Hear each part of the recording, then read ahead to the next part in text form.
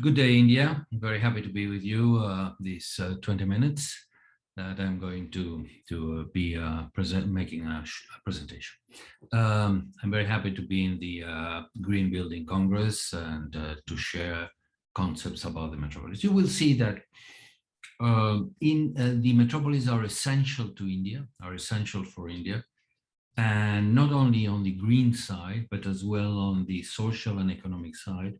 But if the metropolis do not work and the sustainability of those metropolis do not work, India is not going to work. So this is an essential issue for the future of India, and that's what we are going to see in our presentation. This is a general image of a diagram of what a metropolis is. We will see that later on, but I want you to keep this image in mind. Right now, there is 25% of the population of the world that lives in cities, metropolises, that are 1 million plus, 25%. And this is data from the United Nations. No? And those 1 million plus are 500 metropolises around the world with 25% of the population. But they produce 75% of the GDP of the world. So 25% of the population produces 75% of the GDP of the world. So the nations are in the world through the metropolises. The metropolises are the representatives of the nations around the world. And obviously the network of economic transactions, the globalization, takes place through the metropolis, not through the nations. And that is an essential concept. If we see the GDP of the metropolises within the GDP of the nations, this is in red are the metropolises and in black are the nations, we see that among the 100 more productive territories in the world, 46 are metropolis already. You know? And if you go further beyond the next 100, almost all are metropolis. If Tokyo was a nation, it will be nation number 14. In New York was a nation 15, etc., etc., etc. And as you see, only Mumbai and New Delhi are among those metropolis, those world metropolis, and that's not it.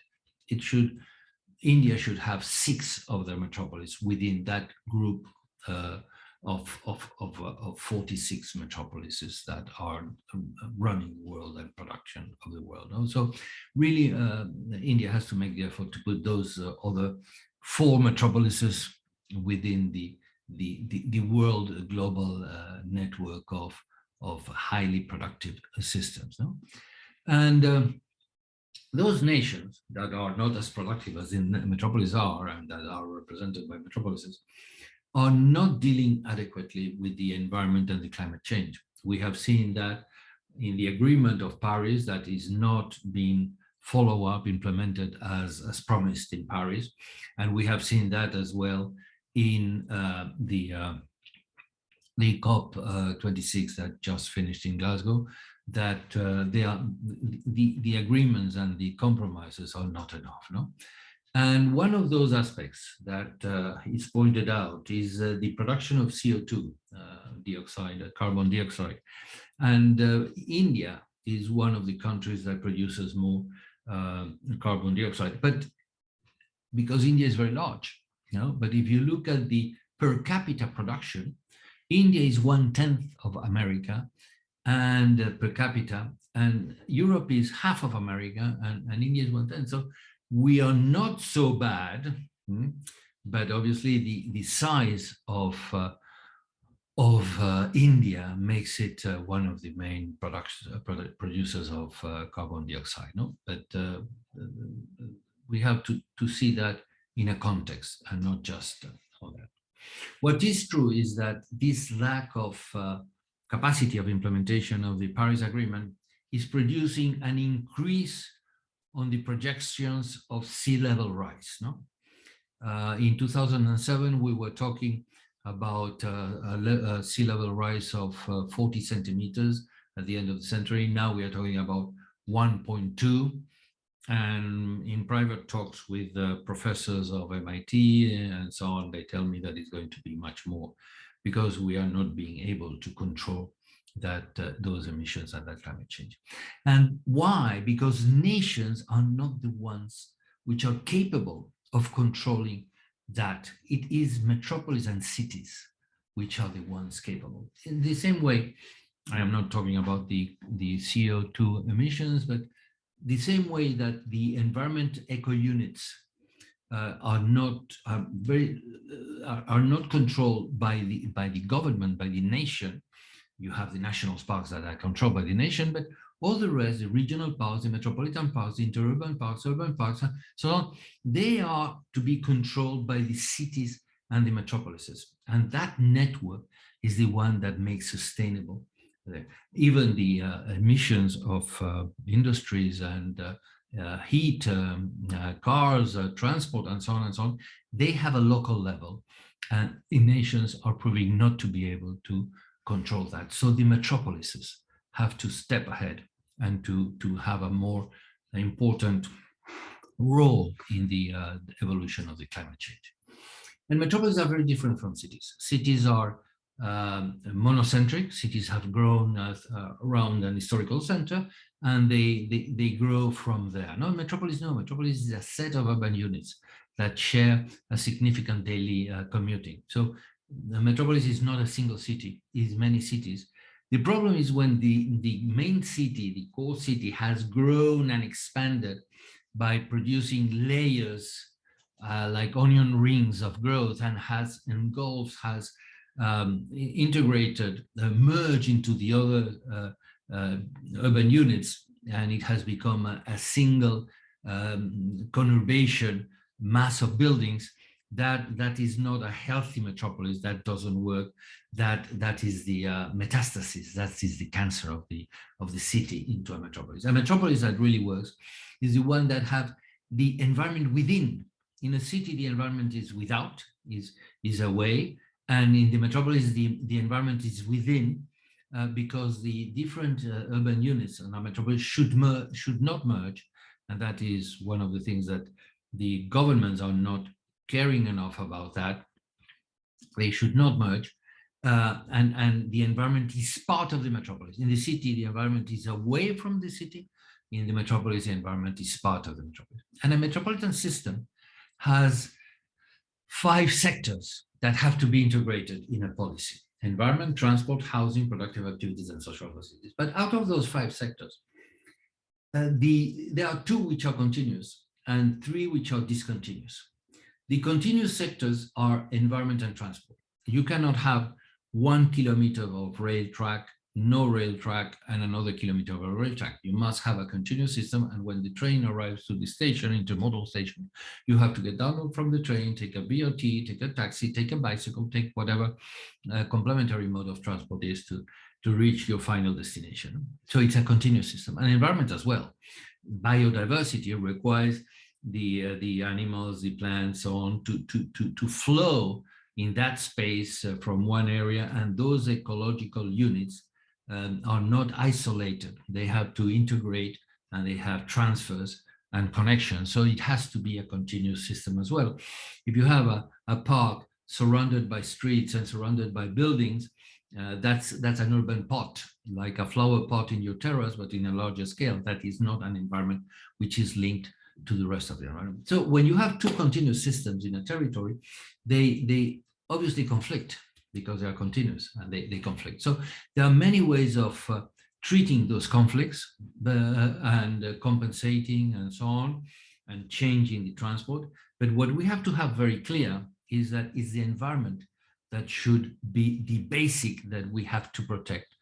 First, because it's the basic of the DNA of the metropolis, and second, because if we destroy the environment, there is no way to bring it back, or it's extremely expensive, or extremely difficult to bring it back. So really, the environment is the basic structure, the DNA of the metropolis. Metropolises are a different scale of development in the history of the world. As I mentioned, we have now 500 metropolises, but they are only 70 years old. Before that, before the Second World War, before the beginning of the 20th century, there were only 3 or 4 metropolises over 1 million around the world. Now we have 500. So it's a new dimension, the 150,000 dimension that we have produced between the 1,500,000 of countries India obviously is a continent, is not only a country or a continent, but and the urban dimension of the Y5000. And so the same way those dimensions, those scales are different, and you have to deal with them in a different way. In all those sectors, in the transport sector, the environment sector, and the housing and so on, you have as well scales of intervention. And the different modes of transport, the plane is for international flights. You don't take a bicycle to go to Paris, and the bicycle is for the last mile access from the neighborhood to your intermodal station. So every mode has its own scale, and all those scales have to be integrated. The same way as in transport, you have the environment as well. This is the slide we saw before. We have the different scales of environment, and most of them have to be managed not from the national central government. They have to be managed at a metropolitan scale, not even at a state scale, even at a metropolitan scale, which is smaller than the state, but is obviously larger than the city and different from the city, as we have seen before. And when you plan, when you manage a metropolis, you must understand that the first dialogue you have to develop is the green and the gray dialogue, and you have to combine that. And then it's easier to build up from those green and gray dialogue bases to put the housing, which is discontinuous, to put the productive activities, which again, industry, commerce, offices, and so on, and the social facilities, like health, hospitals, universities, sports, culture, gender, and so on and so on. So the basic is the environment, which is the DNA of the metropolis. And why? Because metropolises are not like cities. They are not in a featureless plane, like the central place theory used to say it in the 30s, no? If you have a featureless plane, you have a set of cities that are organized in an hexagonal pattern, fine. But metropolises are metropolis because they have a position advantage, because they are in a geographical and topographical situation that provides for them a position advantage, which is generally the access between two ecosystems, the sea and the land, that you have a port like New York, the crossing of a river like London or Paris that allows you to be the gateway between the two sides of that ecosystem, the crossing of a line of mountains like Cologne. So it is always related to a linear geographical, topographical element that makes the metropolis develop as a metropolis, and so on. And so they have to integrate that environment, understanding what is the DNA of the metropolis, and work from that. We have worked with the European Union and with the Delhi government and with many metropolitan governments in India for the last 5 years, 5-6 years. And I invite you to go to Google, Pedro Biotti's India brain shops, New Delhi, Mumbai, Pune, Ahmedabad, Kochi, Chennai, Bhubaneswar, etc., and you will see the development that we have no time right now to develop. But you see, Delhi has a strong environment setting, and not an urban one, not only an urban one, a metropolitan one that has to be addressed specifically as a metropolis.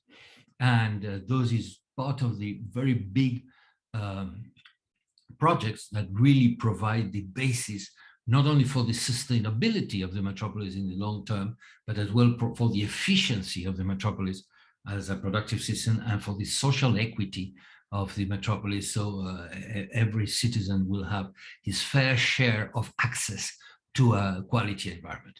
You have New Delhi, you have Mumbai, which is a set of regions of mountains that go from the sea to the Ghats and have to be linked transversally, horizontally. And now they are being cut and segmented. Pune has the Ghats to the west, production of water and so on, and that has to be filtered down within the metropolis in these interstitiums between the existing urban centers, avoiding the emergence of those urban centers. Surat, Chennai, Bhubaneswar. We have no time to go into each of them, but I invite you to see that further on. To do all this complexity, to be able to manage all this complexity, you need a government. You cannot just expect things to happen. You need a metropolitan government. And that metropolitan government cannot be a confederation of municipalities. The municipalities do not have the competencies necessary, neither the budget capable of dealing with these huge issues. So it has to be a government that neither can be done in a central ministries, because central ministries are doing something else. They cannot go into the details of how to manage Chennai or Kochi or Bhubaneswar. So you have either the possibility of a delegation of central power to manage that metropolis. And when I say central power, I'm not only thinking about New Delhi, I'm thinking about the state power of Maharashtra, of Kerala, of Tamil Nadu, of Odisha. I'm thinking about the state governments. You had either a delegation from the chief minister that controlled all this complexity of the metropolis, or you have a devolution. You give the citizens the capacity to elect directly the government which is going to run that metropolis. And we have examples around the world, like, for instance, Germany, Berlin, Hamburg, and Bremen, in Spain, Madrid. They have governments which have been elected by the population, and that's the difference between a delegation and a devolution. And then you need money. You need not only competences of a government to manage, you have as well a budget. And normally metropolis, if they don't exist as government, they don't have budget. So it's the budget of the municipalities. That doesn't work. So you need a budget, and that budget has to dialogue with the national budget. The nations that work in the world, normally the public sector is around 30 to 50% of the national GDP. If you have 10%, like in Guatemala, you will never be able to develop, because the public sector will not be able to produce the goods that the private sector requires to be competitive, not only nationally, but internationally. And so the public sector has to have a certain amount, a certain proportion of, to be involved in a certain proportion. And then within that public sector, let's say 40%, the halfway between 30 and 50, the local has as well to be involved in the management of those infrastructures and those housing and those goods and those industries and so on that require those public goods necessary for their efficiency. And that will be more the range of a 30%. That means at the end, 13% of the national GDP should be in the local and metropolitan levels. If you don't have the competences of government, if you don't have the capacities of the budget, you will not be able to manage those metropolises. And those metropolises are extremely important in India. Look, this is a diagram of the location and the structures of the metropolis of India. And New Delhi in 2050 is going to be the largest metropolis in the world with 42 million inhabitants. So if the Indian metropolis do not work, India will not work. And it is necessary this green-gray dialogue within the metropolitan system to make the metropolis work and to be productive and to be equitable and to be sustainable. So really the future of India depends on the metropolis, and not only India has to be obviously the world power that it should be, but it's not only for the sake of India, it's for the sake of the world. No? In this confrontation between the Eastern and the Western cultures, in one, the individual is to be protected, in the other is the group, which is master. And this dichotomy is very difficult to coordinate in terms of system of values and so on.